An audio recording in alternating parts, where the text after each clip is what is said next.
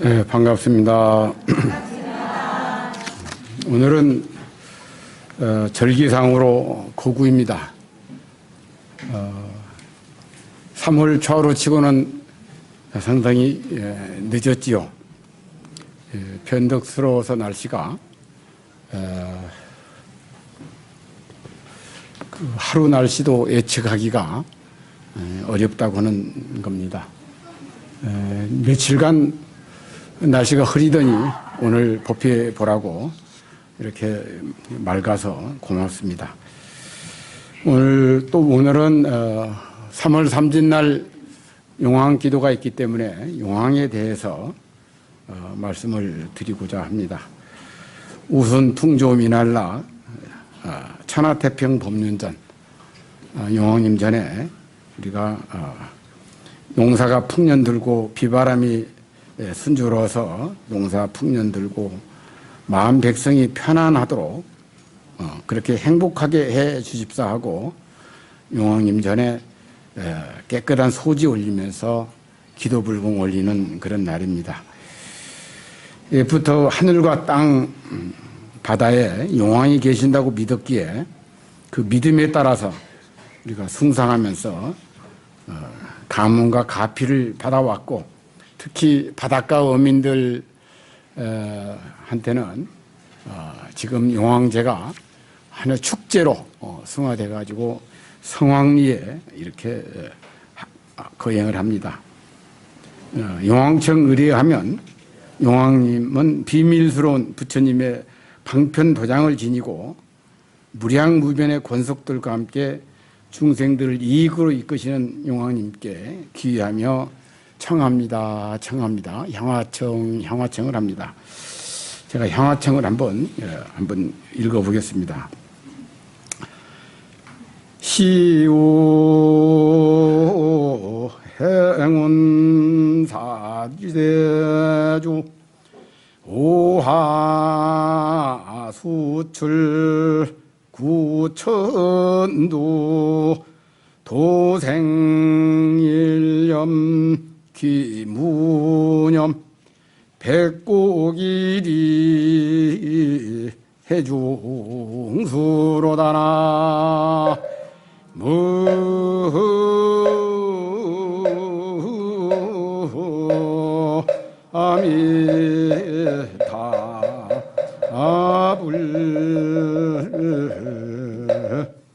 온 세상에 비구름을 운행하시며 우국백화를 키워서 만중생 구해주시네. 일념으로 중생 구하구조 무념으로 돌아가니 백곡이익으로 바다중생 모두 다 거둬주시네. 이런 뜻입니다. 용왕님의 비밀도장은 다름 아닌 여의주입니다. 그 용도 여의주를 물어야 용이고 용왕님도 손에 여의주를 이렇게 들고 계시죠. 이렇게 여의주로 이렇게 온갖 어려움을 중생들 어려움에 처한 중생들을 보살펴 주시고 건져 주시니 광대한 그 덕을 찬탄한다 하는 그런 내용입니다. 부처님 가르침에서 보면은 용왕님은 천백옥화신입니다. 밖으로 유효선신으로 다투어서 불법을 유효하면서도 안으로는 우리들의 내면에 깊숙이 들어와서 지혜와 자비의 모습으로 나타시니 우리가 부처님의 천백옥화신이라고 할 수가 있습니다. 이그 용왕님의 행과 원이 우리 삶 속에 뿌리 내리면서 우리들의 어떤 보리심, 그 보리심을 일으켜서 여섯 바람일로 피어날 때 용왕님 구슬이 곧 뭐가 된다? 나의 구슬이 된다. 여의주가 된다. 그랬습니다. 여의주는 온 중생의 탁한 가슴을 법비로 적셔서 맑히겠다는 것이니 여의주를 통해서 눈도 맑고 귀도 맑고 입도 맑아져서 심청정 국토청정이 이루어진다면 모든 중생들이 더 없는 이익을 얻으리라 이렇게 됩니다. 우리 불자들은 여의주를 다 지니고 있습니다. 그게 무엇이냐? 법회 때마다 오늘 또 법회하겠지만 사홍서원을 이루죠. 우리도 네 가지 넓은 서원, 그 사홍서원을 우리가 이루고 있습니다.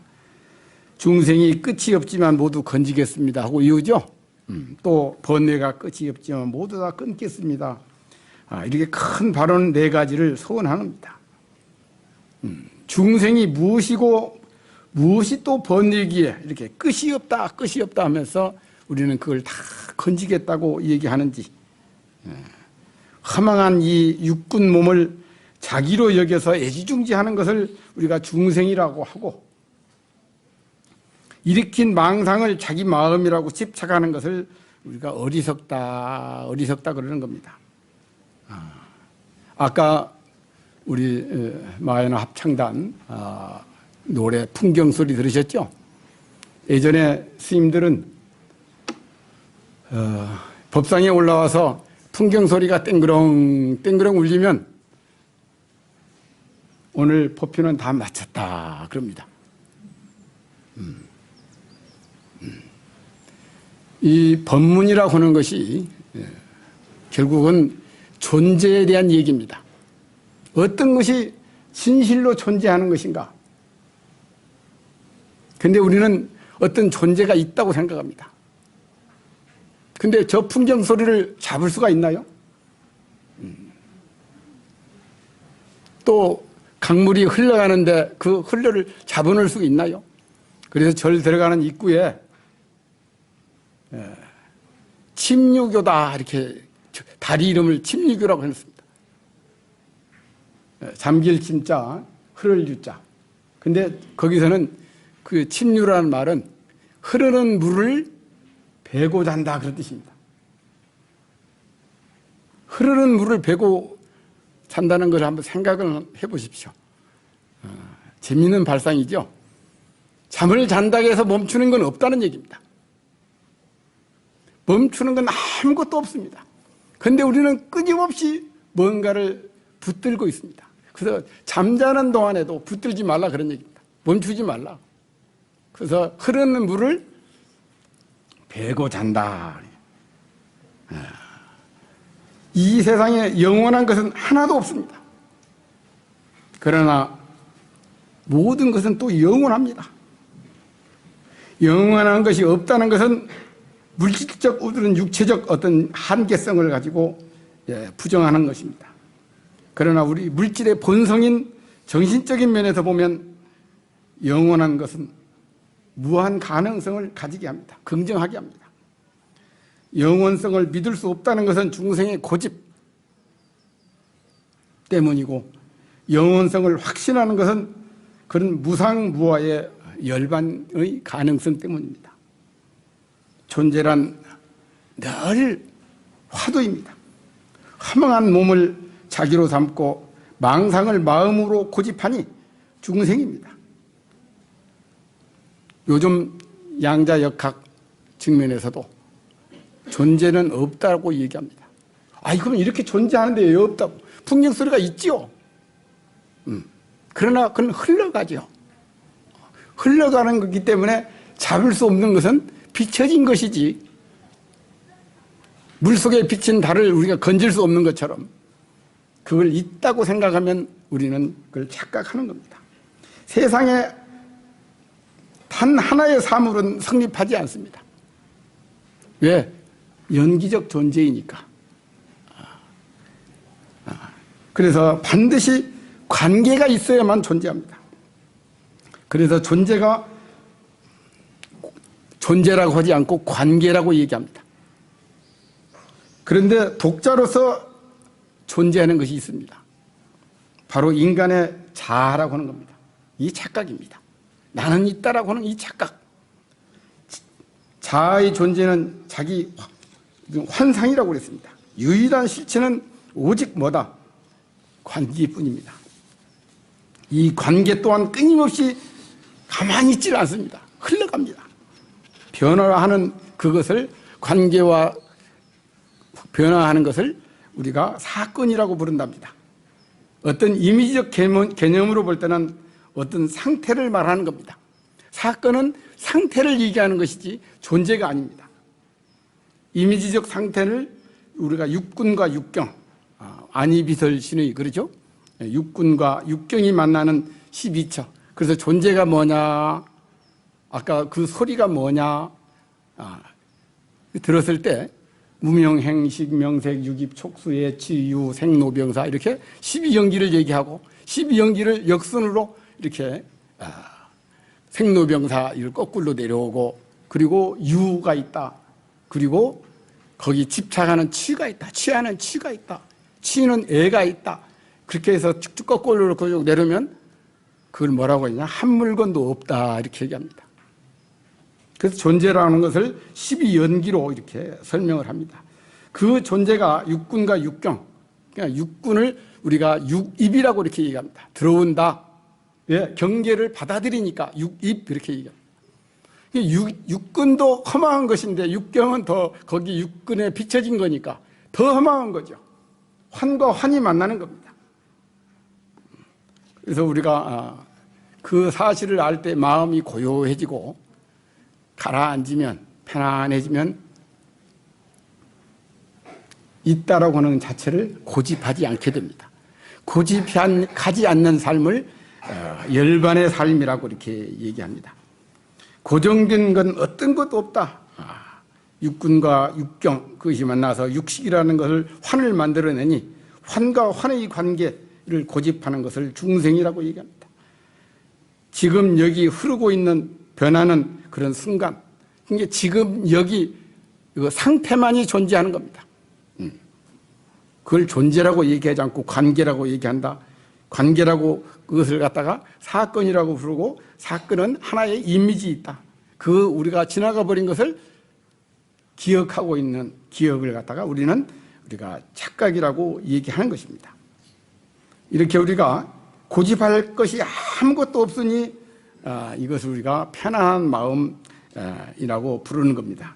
고집 속에서 비춰진 그런 물 그림자를 우리가 상대로 너 잘났다 나 못났다 내 잘났다 너 못났다 이렇게 치열하게 싸우고 있으니 그걸 갖다 어리석음이라고 하고 그 어리석음을 내려놓고 있는 그대로 집착 없이 보라고 하는 것입니다. 순간순간의 기억들을 모아놓고 우리가 나라고 하니 나는 무엇이냐고 나는 누구냐고 어떤 것을 부처라고 합니까? 라고 우리가 하는 것입니다. 집착 없이 바라보면 본래 무일물입니다. 한 마음이요 한 고향입니다. 우리는 언젠가는 그 본질 상태를 우리가 돌아가야 됩니다. 그래서 어디로 가십니까? 그러면 아무 말이 없습니다. 원래 고유한 그 자세로 돌아가는 거니까.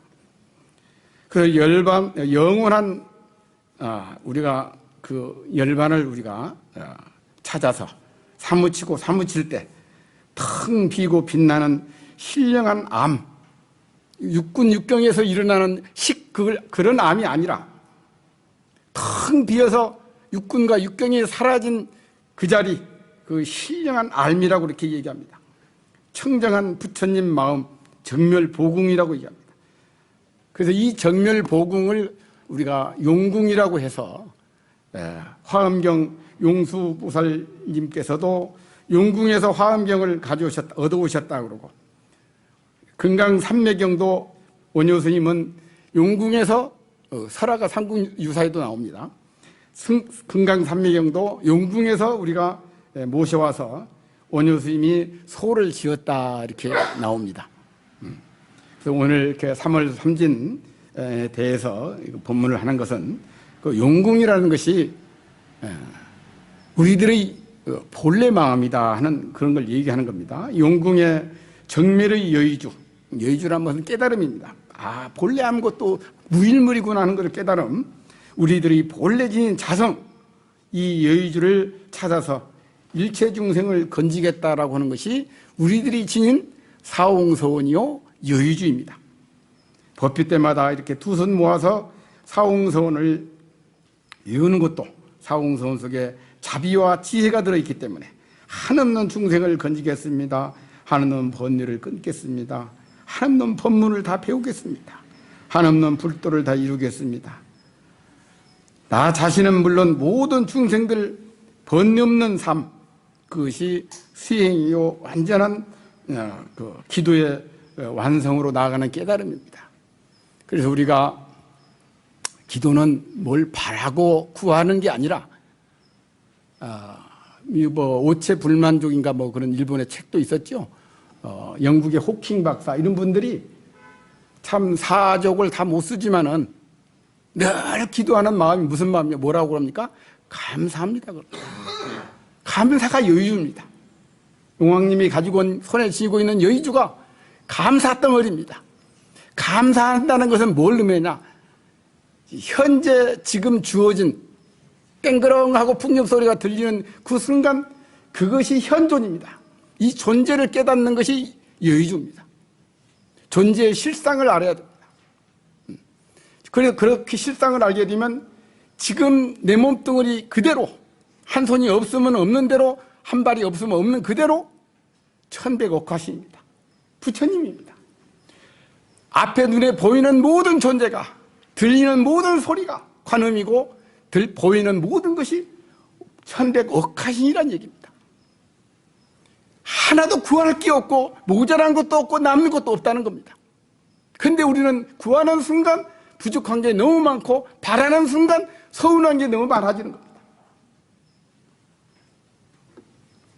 이렇게 우리는 사홍서원 속에서 나의 여의주를 찾아야 합니다. 법구경에 용왕님 얘기가 있습니다. 용왕님이 하루는 부처님이 출연하셨는가 궁금해가지고 용녀, 당신 딸을 시켜서 4가지 질문으로 노래를 부르게 합니다. 어떤 것을 다스리는 자를 진정한 왕이라 하는가? 또 어떤 왕이 번뇌의 지배를 받는가? 어떻게 번뇌의 지배에서 벗어나는가? 어떤 사람을 어리석은 자라고 부르는가? 모든 청년들이 예쁜 용녀가 강가에서 노래를 부르니까 가서 그 답을 하려고 찾아가지만 다 퇴짜를 맞습니다. 마침 부처님이 나무 그늘에 앉아 계시다가 청년한테 이렇게 답하라고 가르칩니다. 6감각을 다스리는 자가 진정한 왕이다. 번뇌를 즐기는 자가 번뇌의 지배를 받는다. 이제 구하고 바라는 자가 지배를 받는다는 얘기입니다. 번뇌를 즐기지 않으면 번뇌에서 벗어난다. 바라고 구하지 않으면 세상에 만족스럽다. 번뇌를 즐기는 자를 어리석은 자라고 부른다. 우리도 모르게 습기 업에 빠져서 업을 즐기고 있는 겁니다. 그러니 업이 끝날 날이 없죠. 용왕은 그 답을 듣는 순간 드디어 부처님께서 출연하셨구나 알고 부처님께 찾아와 예배드리게 됩니다. 우리도 부처님 제자로서 6감각을 다스리는 진정한 왕이어야 합니다. 6감각에 끌려다니지 마시고 번뇌가 일어나면 즉바로 알아채야 번뇌에서 그래야 벗어납니다.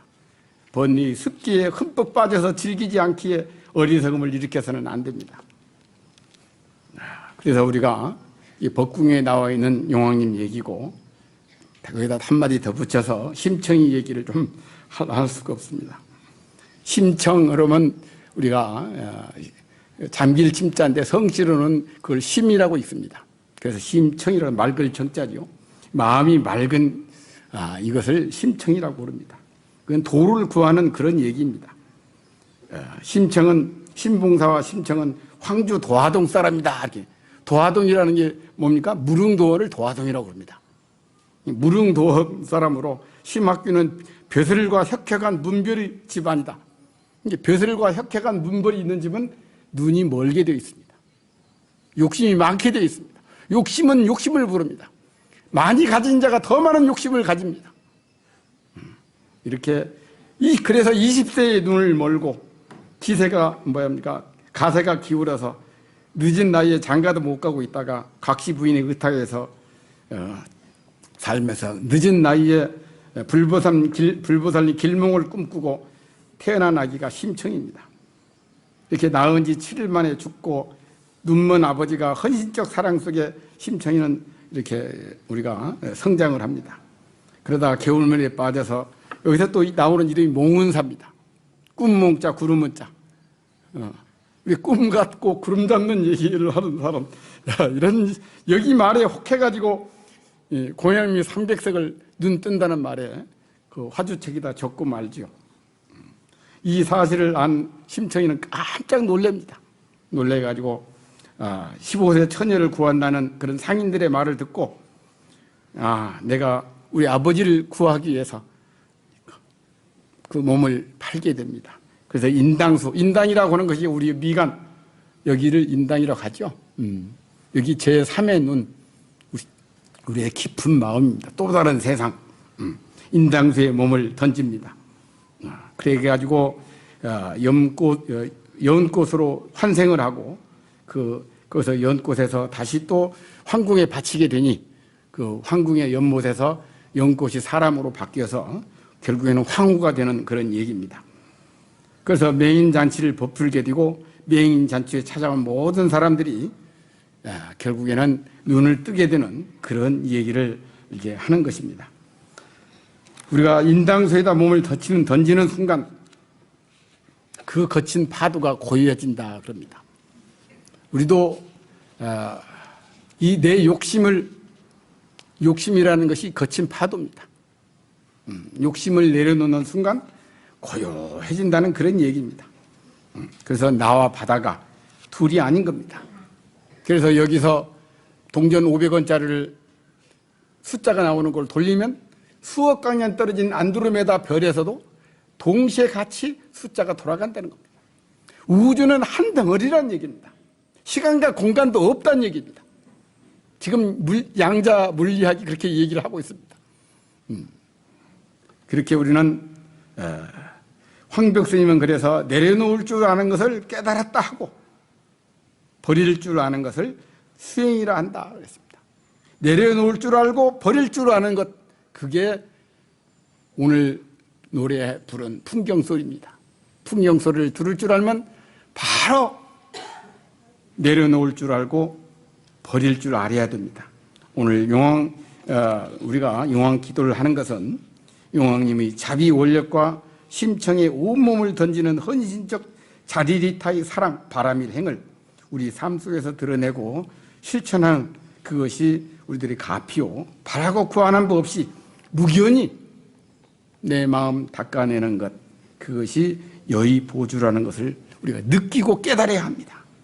그럴 때 한 꽃 속에 자연은 한 꽃되고 이웃을 한 꽃으로 살리고 죽어가는 자연을 한 꽃으로 살려내는 지혜의 자비 그 자체로 우리가 살아간다, 이렇게 말할 수 있습니다. 모두 다 이번 용왕 기도에 여의 보주를 꼭 얻으시기 바랍니다. 성불하십시오.